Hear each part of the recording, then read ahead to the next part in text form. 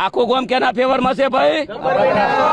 હા ડીજે તો વાગે ને. કોમના નિયમમાં સારું ફોસીની સજા નહીં નકાત તો મારે મરવું પડો યાર.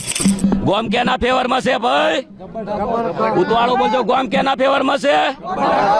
આપણને કોઈને પૂછ્યું? 3 વાગ્યા સુધી આપણે રાહ જોઈ.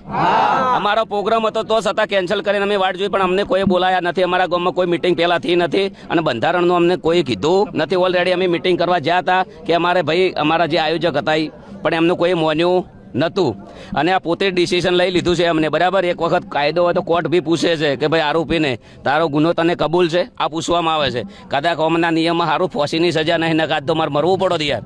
અને આ તો સારું છે કે અહીંયાના ઘરમાં હું નહીં રહેતો ને શિયાળાનો ઢાજનો ઠરી જોત. પોતે ડિસિઝન લઈ લેવું ને પોતે બોલવું, એમને ખબર નહીં કે શું કરવું શું ના કરવું એમ. અને જે 4-5 જણા છે એ ગોમના છે એ લોકોને ખાસ કરીને મને નેચું દેખાડવાની વાત કરી છે અને એ લોકોને જ આયોજન કર્યું છે. આખું ગોમ કેના ફેવરમાં છે ભાઈ? આજે અમે 3 વાગ્યા સુધી બેઠા છે. અમારા વડીલો, અમારા કાકા, અમારું કુટુંબ બધું. અમે પણ હવે જોરદાર મિટિંગ કરવાના છીએ. હું ખોટો હશું તો મારા ફેવરમાં કોઈ નહીં આવે. જે દિવસ મિટિંગ કરશું એ દિવસે ખબર પડી જશે. એક સમાજના છોકરાને રોજગારી બંધ કરાવવાની અને 20 વર્ષનો ધંધો બંધ કરાવવાને દબાવવાની વાત છે. મારું પરિવાર, મારું કુટુંબ છે, એમને ખબર નથી કે આ વ્યક્તિઓની કેટલી મહેનત છે. એક સમાજના છોકરાને દબાવવાની વાત કરીશ. જીઓના ટાવર છે, 350 રૂપિયા ભાવ છે. કેટલો? રિચાર્જનો. બરાબર, દરેક ગામની અંદર સમાજ નિર્ણય કરીને કે ભાઈ તમારું ટાવર નહીં રહેવા દઈએ, 100 રૂપિયા રિચાર્જ ના કરો. નહીં થાય એમનાથી, કદી નહીં થાય. આજે નહીં થાય ને કાલે નહીં થાય.